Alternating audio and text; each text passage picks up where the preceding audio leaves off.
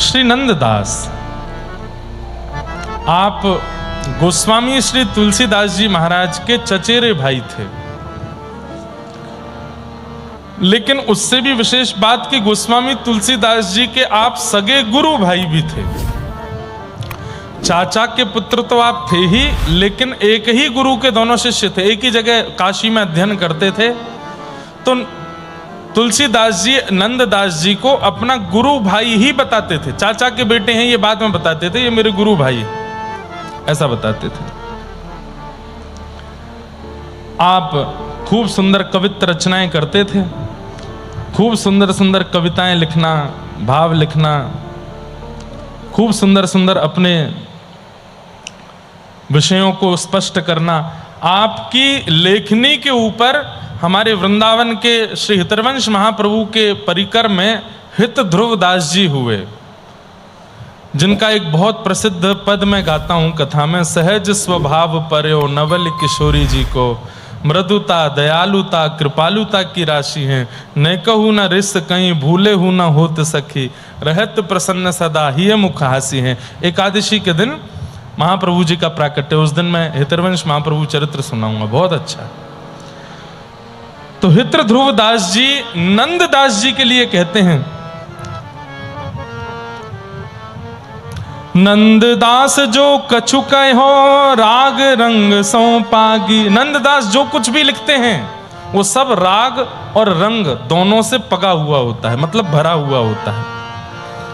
अक्षर सरस स्नेह में सुनत श्रवण उठ जागी। अक्षर इतने अच्छे होते हैं कि कान तुरंत, अभी पद सुनेंगे ना, नंददास जी के पद बहुत अच्छे अच्छे पद हैं, सरल पद हैं। जैसे गोविंद दास जी के औरों के थोड़ी कठिनाई लगती है पदों को व्याख्या करने में, पर नंददास जी के पद बहुत सरल है और सुनने में बहुत चैतन्यता प्रदान करने वाले। रमन दशा अद्भुत हुती करत कवित सुधार, बात प्रेम की सुनत ही छूटत नैन जलधार। जैसे ही नंददास जी के आप प्रेम के पद सुनोगे, ये ध्रुवदास जी कह रहे हैं, तो आपके नेत्रों से जलधारा छूटने लग जाएगी। बाबरों सो रस में फिरे खोजत नेह की बात, आछे रस के वचन सुनी वेग विवश हुए जात। कोई रस में फिर रहा हो, श्याम सुंदर प्रियतम को ढूंढ रहा हो, वो नंददास के अगर पदों का आश्रय ले ले तो उसको ठाकुर जी का अनुभव हो जाएगा। ऐसा हित ध्रुवदास जी ने आपके लिए कहा है। तो श्री नंददास जी, आप काशी में अपने गुरुदेव के यहाँ पढ़ रहे थे। आपका जन्म हुआ, जन्म के पश्चात माता पिता ने गुरुकुल पढ़ने के लिए भेजा। वहीं आपको आपके चचेरे भाई श्री गोस्वामी तुलसीदास जी मिले और वहां अच्छे से पठन पाठन चल रहा था। एक दिन की बात, गुरुदेव जब प्रवचन करते थे तो उस प्रवचन को नंददास जी सुनते थे। यदि उस प्रवचन में ज्ञान वैराग्य की बात होती थी तो नंददास जी की इतनी रुचि नहीं बनती थी, लेकिन जैसे ही उस प्रवचन में कभी कभी उदाहरण के रूप में गुरुदेव यदि वृंदावन की चर्चा करते थे कि श्री कृष्ण वृंदावन की लीला में एक ऐसी लीला करते हैं, तुरंत नंददास जी का मानो जैसे जन्म जन्मांतरों का संबंध हो ठाकुर जी से। आपके नेत्र खुल जाते थे और नेत्र खुल करके आपके नेत्रों से अविचल अश्रुधार गिरने लगती थी। बंधुओं, एक बात सुनिए, जिस स्थान की चर्चा हो और आपका चित्त बस मंत्रमुग्ध होकर के वहां की बात सुनने लगे, भगवत धामों में, जैसे त्र्यंबकेश्वर की चर्चा हो, काशी की चर्चा हो, वृंदावन की चर्चा हो, द्वारिका की चर्चा हो, जगन्नाथपुरी की चर्चा हो, बद्रीनाथ की चर्चा हो, श्रीनाथ की चर्चा हो, कहीं की भी चर्चा हो, और वहां का बस नाम सुनते ही आपका मन ऐसे हो जाता है कि बस ये चर्चा चलती रहे, तो निश्चित है कि पूर्व जन्म का आपका उस स्थान से कोई संबंध है। गुरुदेव सारे प्रवचन करते थे, लेकिन जैसे ही व्रज की कोई बात कहते तो नंददास जी के नेत्र खुल जाते, मंत्रमुग्ध हो जाते, नेत्रों से अश्रु प्रवाह होने लगता। गुरुदेव बोलते, क्या हुआ? बोले, पता नहीं गुरुजी, आप वृंदावन की चर्चा करते हैं और मेरे नेत्र सजल हो जाते हैं, क्यों ये नहीं पता। क्योंकि नंददास जी भगवान के द्वापर युग के अष्ट सखाओं में से एक सखा ही है। ये अष्ट सखा पूर्व के ही आए हैं दोबारा। यहां तक तो बात ठीक थी। एक दिन गुरुकुल में एक आचार्य जी आए दूसरे गुरुकुल के, ध्यान से सुनिएगा, और उन्होंने आकर के कहा कि भाई हम अपने गुरुकुल के छात्रों को लेकर के और कुछ यात्रियों को लेकर के यात्रा पर जा रहे हैं। तो कैसी यात्रा है? बोले काशी से अयोध्या जाएंगे, अयोध्या से वृंदावन जाएंगे, वृंदावन से और फिर हम द्वारिका जाएंगे, द्वारिका से फिर पुनः वापस आ जाएंगे। आपके आश्रम से छात्रावास से कोई चलना चाहे तो बता दीजिए, हम ले जाते हैं। उस समय ऐसे ही यात्रा होती थी। कोई एक यात्रियों का दल निकलता था, उसी में सब लोग हो लेते थे। अपने अपने तरीके से कोई नहीं जाता था। बैठ जाओ, सब शांति से विराज जाओ। तो जब ये कहा गया कि आपके यहां से कोई चलना चाहे तो बता दो, तो 2-4 बालक और कुछ बड़े आचार्य जन तैयार हो गए। तो नंददास जी गए गुरुजी के पास, बोले गुरुजी मैं भी जाऊं। और नंददास जी को ना अयोध्या जाना था ना द्वारिका, उनको तो वृंदावन देखना था एक बार। नंददास जी का मैं ये दोष नहीं कहूंगा, पर गुण भी नहीं कहूंगा। एक उनका स्वभाव था, वो रूप के प्रति बहुत आकृष्ट हो जाते थे। सुंदर रूप यदि उनको दिखता था तो वो अपने वश में नहीं रह पाते थे, बस देखने ही लगते थे। अब सामने वाले को चाहे कितना भी अनुचित लगे, लेकिन वो देखते ही थे। और ऐसे देखने लगते थे ढीठ बन के, ढीठ बोलते हैं बिल्कुल बेशर्म बोल दो, ढीठ बन के देखते थे। और ये लक्षण गुरुजी भी जानते थे और गोस्वामी तुलसीदास भी जानते थे नंददास जी का। तो दोनों को बड़ा डर लगता था कि भाई ये नंददास मन का बुरा नहीं है, लेकिन कभी कभी हमने गंगा घाट काशी में इसको देखा है, ये रूप देख करके ऐसे देखने लगता है कि सामने वाला व्यक्ति बेचैन हो जाता है, कहीं कभी कोई इसके साथ कोई दुर्घटना ना हो जाए, कोई कुछ गलत ना हो जाए। तो इसलिए नंददास जी को बाहर भेजने में गुरुदेव और तुलसीदास जी दोनों संकोच करते थे। आज नंददास जी ने बड़े करुण भाव से गुरुदेव से कहा, गुरुजी क्या मैं यात्रा पे जा सकता हूं? गुरुजी ने तुरंत तुलसीदास जी को देखा तो तुलसीदास जी बोले, नहीं गुरुजी। बोले देखो नंददास, हमको भेजने में कोई दिक्कत नहीं है, पर तुम्हारा एक लक्षण है, हमको उससे बहुत डर लगता है। भाई समाज संसार है, तुम तो मन के स्वच्छ हो, पर तुम्हारी दृष्टि कई बार ऐसी हो जाती है, सामने वाला कहीं तुम पर आरोप प्रत्यारोप आक्षेप लगा दे तो फिर कहां जाओगे? गुरुजी मैं ध्यान रखूंगा, मैं ऐसा कुछ भी नहीं होने दूंगा जिससे आपके ऊपर कोई बात आवे, मुझे एक बार जाने दीजिए ना। नहीं माने, रात भर चरण दबाए, फिर गोस्वामी तुलसीदास जी के पास बैठे, बोले भैया आप ही कह दीजिए ना गुरुदेव से, एक बार मुझे वृंदावन जाना है, बस एक बार नंद नंदन श्याम सुंदर का दर्शन करना। बोले तुम्हारी भक्ति की बात सुनते हैं तो मन करता है भेज दें, लेकिन तुम्हारा स्वभाव गुण जो है उससे बहुत डर लगता है। नंददास जी बोले मैं वचन देता हूं, कुछ नहीं बिगड़ेगा, आप मुझे जाने दो। गोस्वामी जी ने दूसरे दिन सुबह गुरुदेव से बात की और कहा गुरुदेव भेज दीजिए, अब राम जी जो चाहेंगे वो हो ही जाएगा, आप भेज दीजिए, और मुझे वचन दिया है वो ध्यान रखिएगा। वो ठीक है। और नंददास जी तो बड़े प्रसन्न होकर के निकल पड़े। अयोध्या गए, सरजू जी गए, सब जगह दर्शन करते करते जैसे ही वृंदावन पहुंचे हैं, वृंदावन की दिशा सामने आते ही नंददास जी के नेत्र सजल हो गए। अब एक बात आप सोचेंगे कि इनके अंदर एक विकार भी है, लेकिन भक्ति कैसी प्रेम युक्त है वो भी तो देखिए। भले ही रूप देखने का विकार चित्त में है, परंतु प्रेम भक्ति कैसी है वृंदावन के प्रति। वहीं से ही दंडवत करने लगे, श्री वृंदावन में जाकर के वृक्षों को प्रणाम करने लगे, वृक्षों को आलिंगन करने लगे, उस समय के प्रकट मंदिरों के दर्शन करने लगे, गिरिराज पर्वत का दर्शन किया, श्री यमुना जी का दर्शन करके तो निहाल हो गए। एक ही काम करते रहे, क्या? वृंदावन की परिक्रमा। जितने दिन वृंदावन में रहे, सब यात्री इधर उधर घूम रहे हैं, पर ये वृंदावन की परिक्रमा से दूर ही नहीं गए, बस घूमते ही रहे, घूमते ही रहे, और रोमें विलखें और केवल वृंदावन की परिक्रमा करें।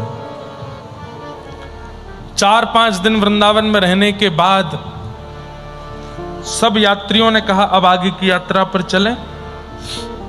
तो नंददास जी बोलते एक दिन और रुक जाइए, अभी गोकुल देख लेते हैं। अगले दिन बोले एक दिन और रुक जाइए, नंदगांव देख लेते हैं, एक दिन और रुक जाइए। ऐसे करते करते नंददास जी ने उस यात्रा को 1 महीने तक वृंदावन में रोक के रखा। 1 महीना बाद सब चिढ़ गए नंददास जी से, बोले ये कोई हमारा भरण पोषण करने वाला है? इसकी बात मान करके आप यात्रा को 1 महीने से वृंदावन में रोके हैं। अरे वापस काशी भी जाना है, अभी द्वारिका तक भी पहुंचना है, चलिए अब यहां से। और सबने निश्चित कर लिया कि कल तो हम चले ही जाएंगे। नंददास जी रात भर सोए नहीं, और आपने फिर कहा कि अब मैं रह भी नहीं पाऊंगा वृंदावन के बिना। और सुबह प्रातःकाल सबके उठने से पहले ही आप यात्रा छोड़ करके और वृंदावन के सघन कुंज में जाके बैठ गए। सुबह होकर के यात्रियों ने सबने ढूंढा, लेकिन नंददास जी नहीं मिले। और सब लोगों ने सोचा भलिया है, बला थी सिर पर, छूट गई छूट जान दो, चलो आगे। और सब इनको वृंदावन में छोड़ के द्वारिका प्रस्थान कर गए।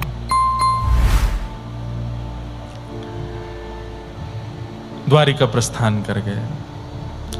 नंददास जी बड़े प्रसन्न हैं, अब वृंदावन में रहते हैं, यमुना जी का दर्शन करते हैं, खूब प्रेम से इधर उधर घूमते हैं, आनंद करते हैं।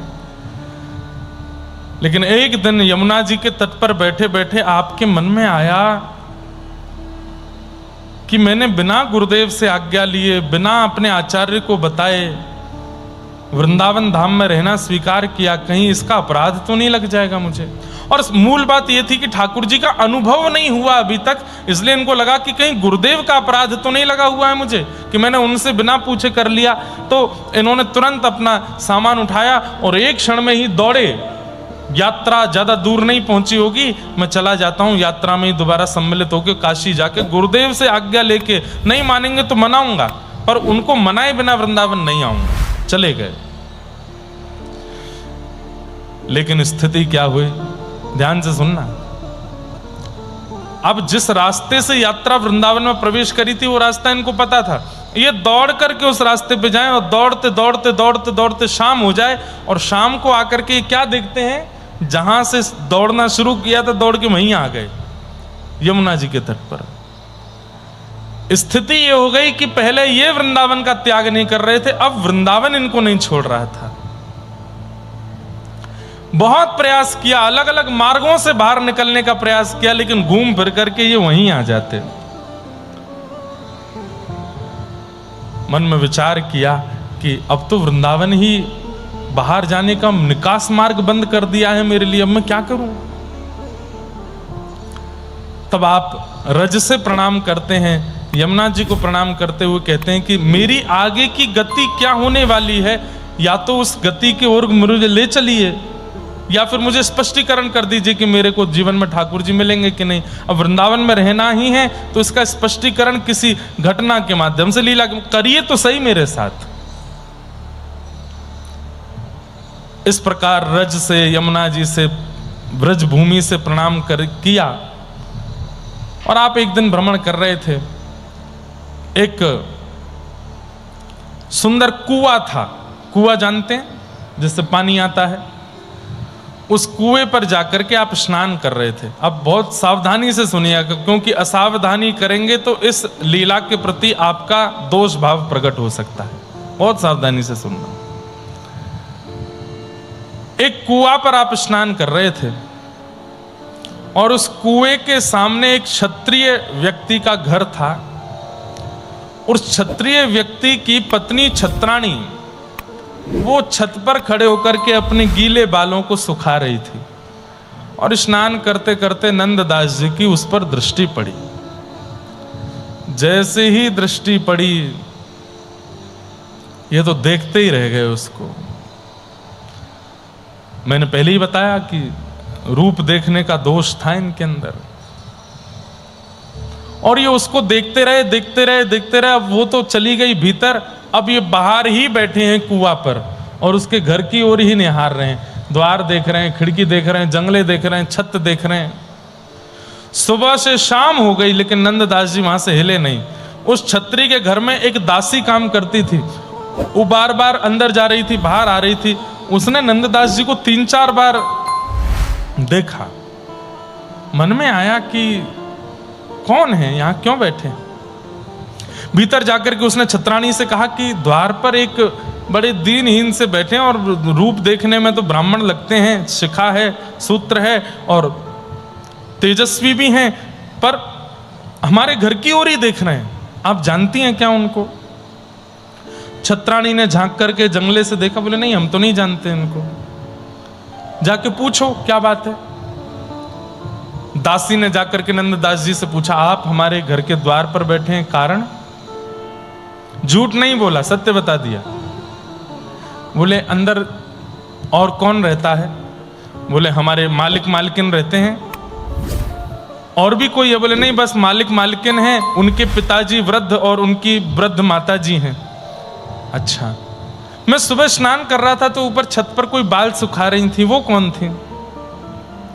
हमारी मालकिन होंगी, उनका रूप बहुत सुंदर है, उनको देखने के लिए बैठा हूं मैं यहां पे।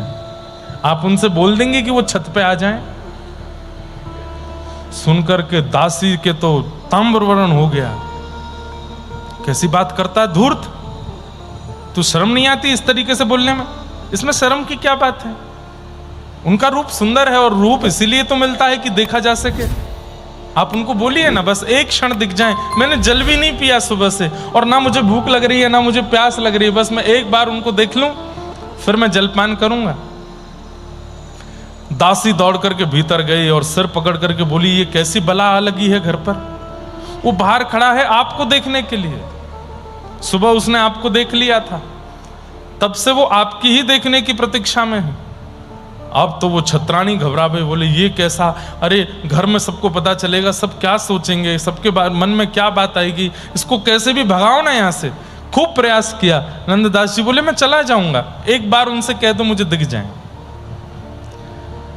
दासी ने जाके कहा सब जगह बात फैले, घर में बात जावे, आप उससे बढ़िया एक बार छत पे जाके इसको दिख जाओ, ये चला जाएगा।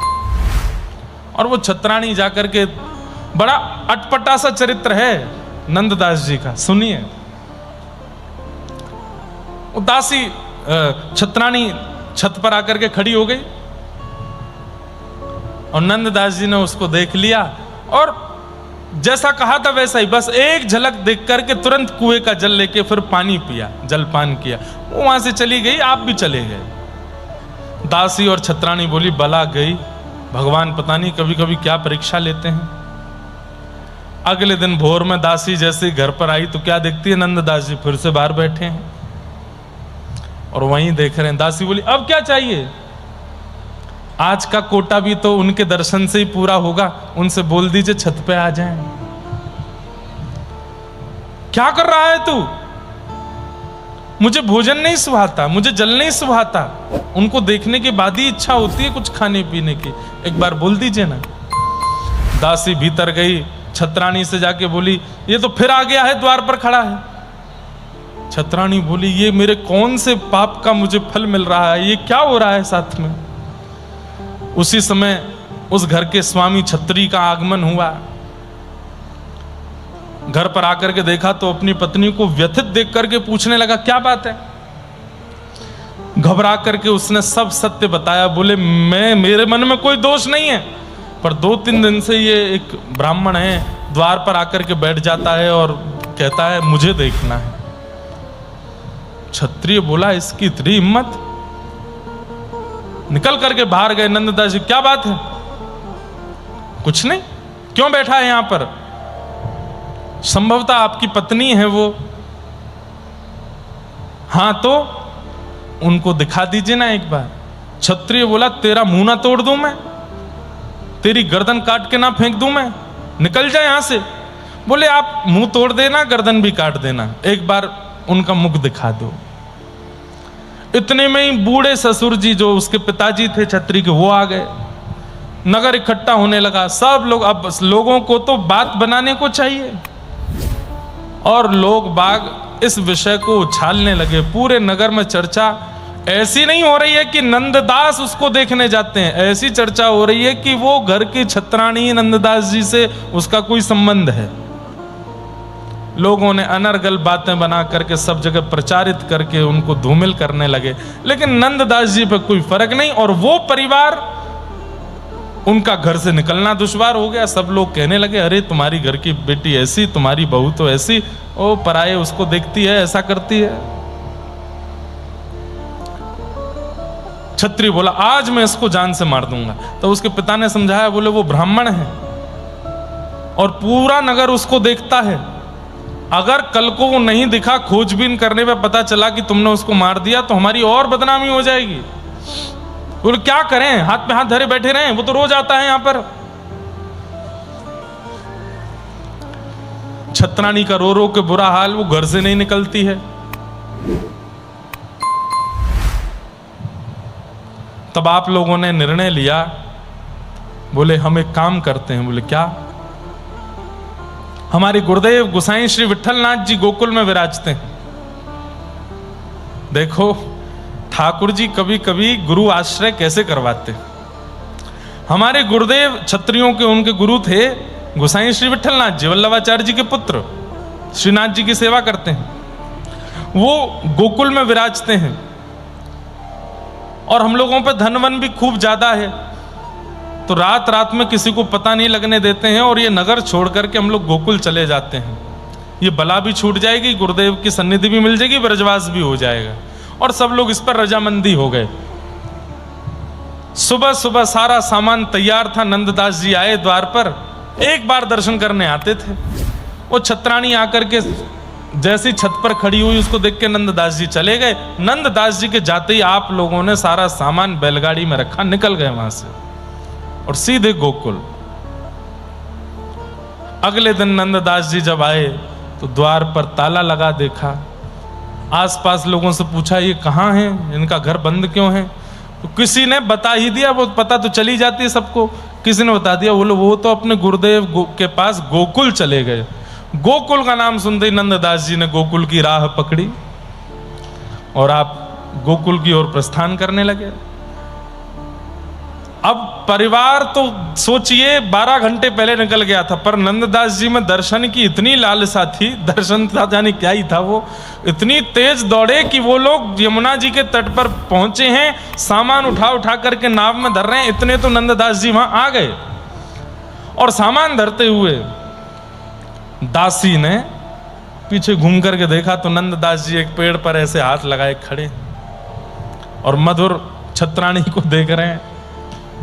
दासी दौड़ी दौड़ी गई, बोली ये बला तो यहां भी आ गई। बोले कहां है? बोले वो खड़ा। नंददास जी मानो जैसे प्रेत जैसे दिखने लगे इन लोगों को। बोले ये कैसे कहीं भी प्रकट हो जाता है? एक बार फिर जाके मना। बोले भैया तुम्हें चाहिए क्या? कुछ नहीं चाहिए, तो उनको देखना है बस। कैसे बेशरम हो तुम? अरे वो किसी की पत्नी है, किसी की बेटी है, किसी की बहू है, इतनी तो लाज। तो बोले मैं कुछ कह रहा हूं आपसे, मैंने ये तो कहा नहीं कि मेरा विवाह कर दो, मैंने ये तो कहा नहीं कि मुझे उनसे मिला दो या मेरा कुछ उनसे वार्ता करा दो ना, देखना ही तो है।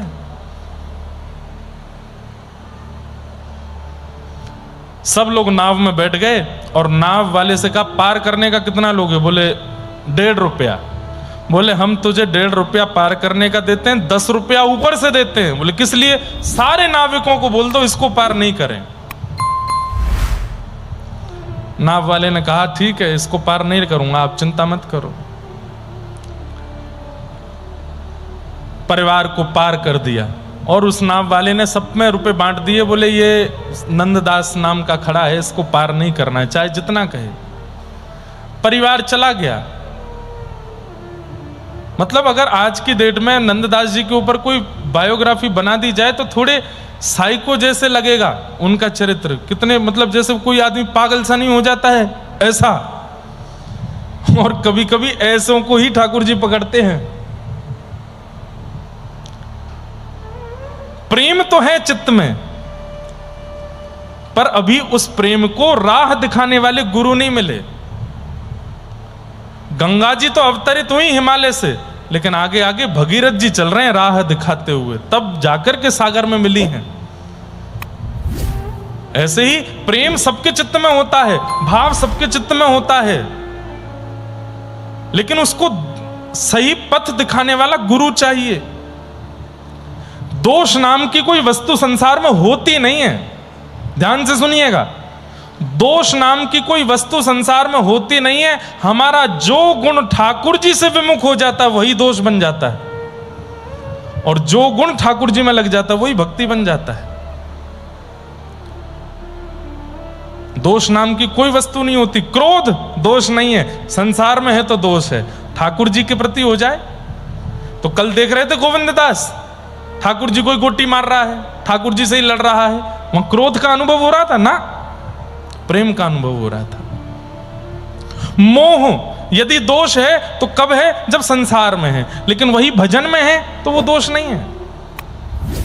लोभ, किस बात का लोभ? इसका भजन मुझसे ज्यादा हो रहा है, ये मुझसे ज्यादा दिगंबरा दिगंबरा जप रहा है, लोभ इससे ज्यादा करना है मुझे। अब यही संसार में हो जाए तो दोष बन जाता है, पापगामी बना देता है, और भजन में बन जाए तो भगवत प्राप्ति करा देता है। काम संसार में हो तो दोष है, लेकिन गोपियों की तरह ठाकुर जी में हो तो भक्ति है। तो दोष नाम की कोई वस्तु है नहीं, बस हमारा जो गुण संसार में है वो दोष है, वही गुण ठाकुर जी में है तो वो भजन है, भक्ति है। पूरा क्षत्रियों का परिवार पहुंच गया गोकुल, जाकर के गोसाई श्री विठलनाथ जी को प्रणाम किया। विठलनाथ जी बड़े प्रसन्न हुए और सब आनंद में बोले, गुरुजी बस अब सब छोड़ आपकी शरण में आ गए। अरे वाह, बहुत बढ़िया किया। भूख लगी होगी, लगाओ भाई पत्तल लगाओ। कितने लोग थे? 4 लोग थे, छत्री, छत्राणी, उसके पिता और माता, लेकिन 5 पत्तल लगाई गई, 5 पत्तल लगाई।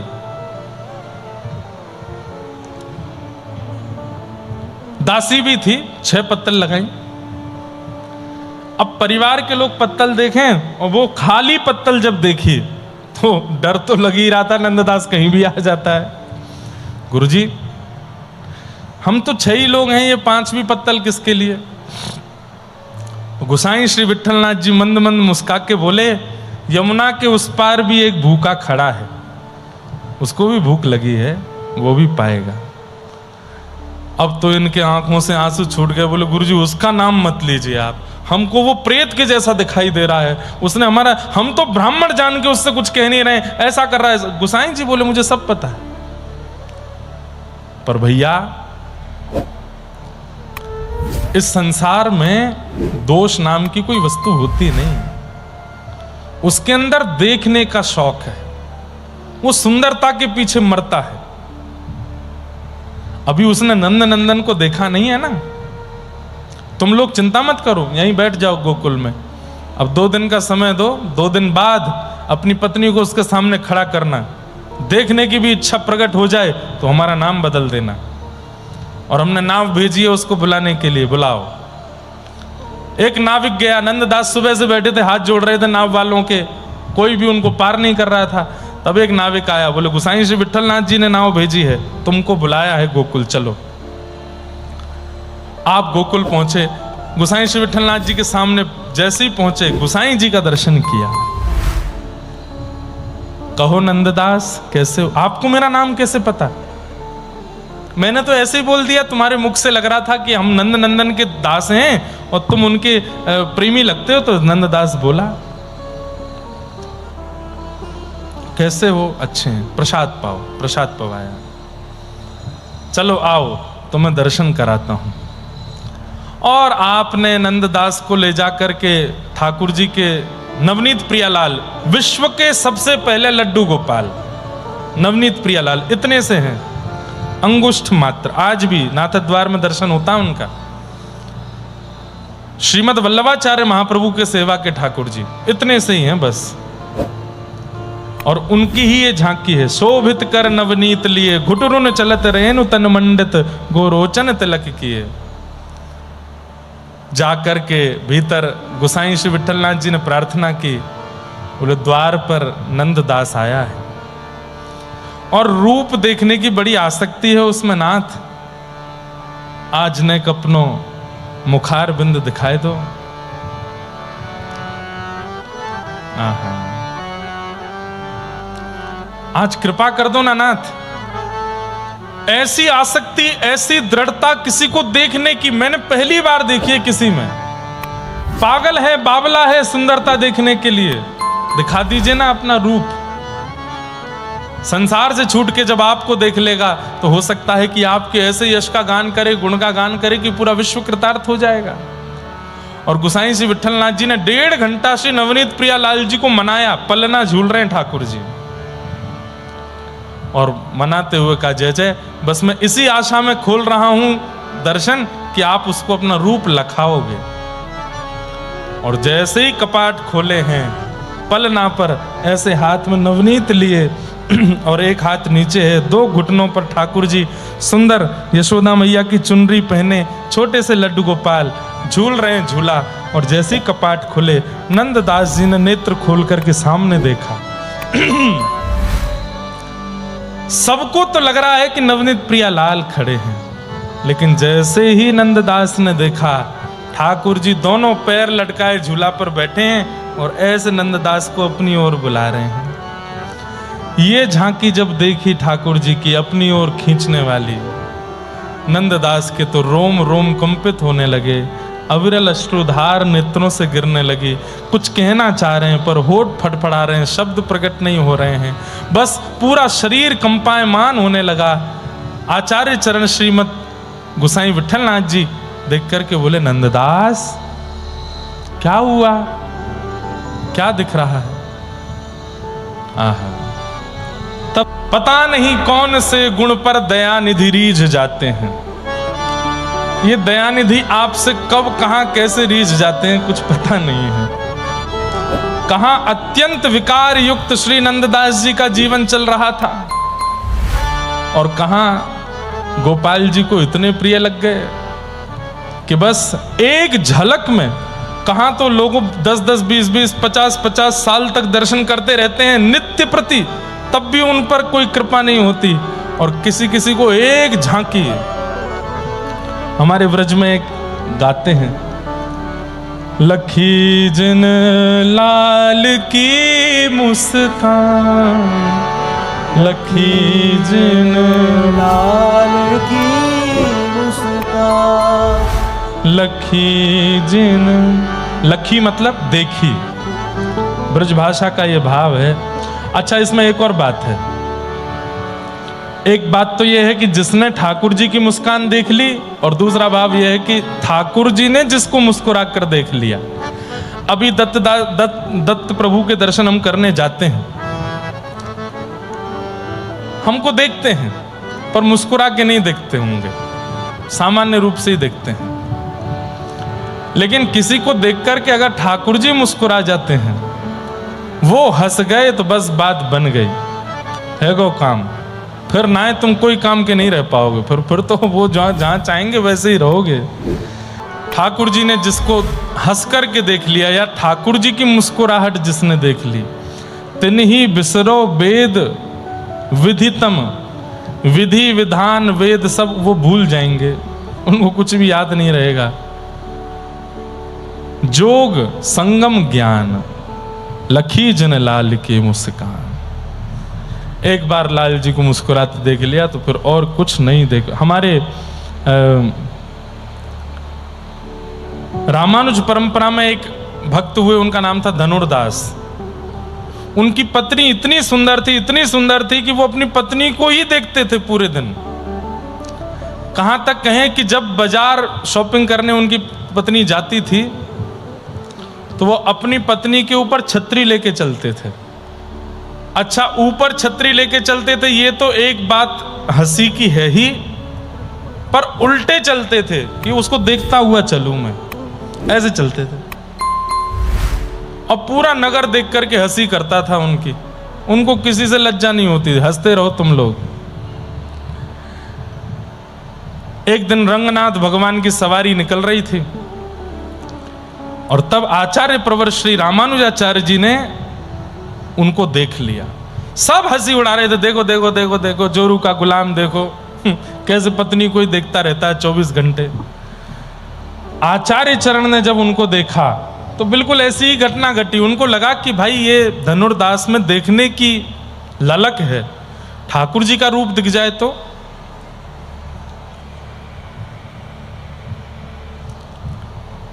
धनुर्दास को बुलाया रामानुजाचार्य जी के सन्मुख आकर के धनुर्दास बोले, जी आचार्य चरण आज्ञा करें। बोले कि हमने सुबह देखा था तुम अपनी पत्नी को ऐसा देखते हो। तुरंत नेत्र बंद हो गए उसके। क्या बताऊं, इतनी सुंदर है। आपने देखा उसको, उसके नेत्र कितने सुंदर, जब वो बंद करती है खोलती कितनी अच्छी लगती है, कितना अच्छा है उसका स्वरूप। आपने उसकी चाल देखी, आपने उसका बोलना देखा, सबकी इतनी प्रशंसा करता। रामानुजाचार्य जी बोले, भाई बहुत बड़ा भगत है तू पत्नी का। अगर तेरी पत्नी से सुंदर हम तुझे कुछ दिखा दें तो आचार्य चरण से बोले, मैं वचन दे के कहता हूं, लिख कर के कह सकता हूं, मेरी पत्नी से सुंदर कोई नहीं होगा। बोले अगर दिखा दिया तो वचन दो मुझे कुछ। बोले मैं वचन देता हूं, अगर मेरी पत्नी से सुंदर कुछ दिखा दिया तो मैं जीवन भर फिर उसी को देखूंगा जो पत्नी से सुंदर होगा। चलो, रंगनाथ भगवान पौड़े हैं श्रीरंगम में, शेष शैया पर पौड़े ठाकुर जी से जाके रामानुजाचार्य जी ने प्रार्थना की, भगवान सामने एक दर्शनार्थी खड़ा है, कृपा करके एक बार अपनी झांकी इसको दिखा दीजिए। और बंधुओं, आचार्य के कहने पर ठाकुर जी दिख जाते हैं। जैसे ही धनुर्दास आकर के खड़े हुए, कोई नियम नहीं था जीवन में, कोई व्रत नहीं था, कोई अनुष्ठान नहीं था, कोई पुण्य नहीं था उसका, लेकिन आचार्य की इच्छा हो गई कि ठाकुर जी का दर्शन होना चाहिए, तो हो गए। तुरंत जैसे ही धनुर्दास गया, आहा,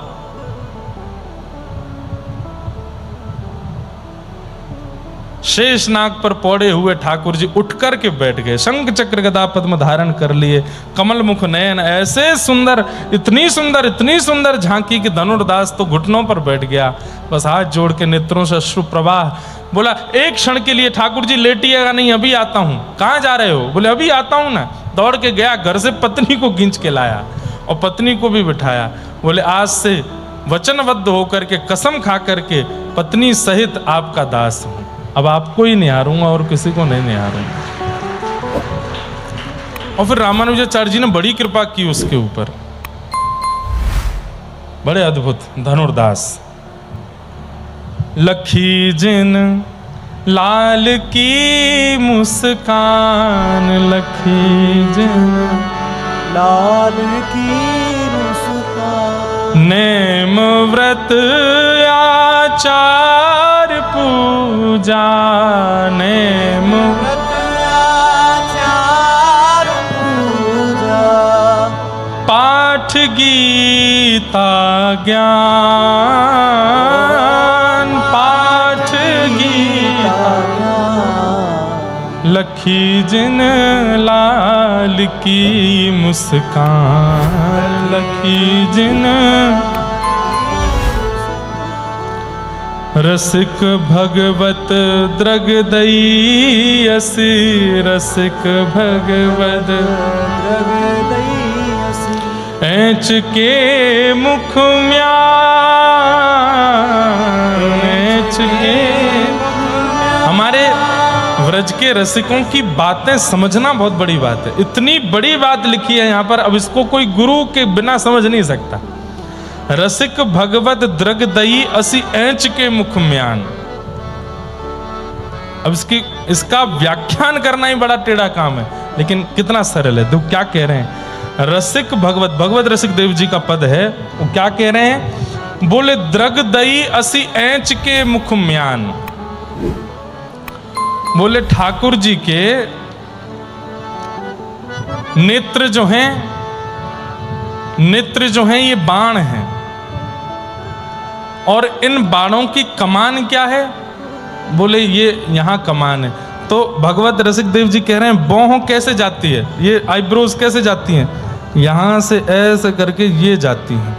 तो इसका मतलब ये तो हो गया धनुष का अग्रभाग, और अग्रभाग के मध्य में होते हैं धनुष। तो ये हो गए दो नेत्र रूपी धनुष, और इनको खींचा कहाँ से जा रहा है? बोले होठ रूपी म्यान से ऐसे खींच रहे हैं। तो क्या कह रहे हैं? बोले भगवत रसिक भगवत द्रग दई असी एंच के मुख म्यान।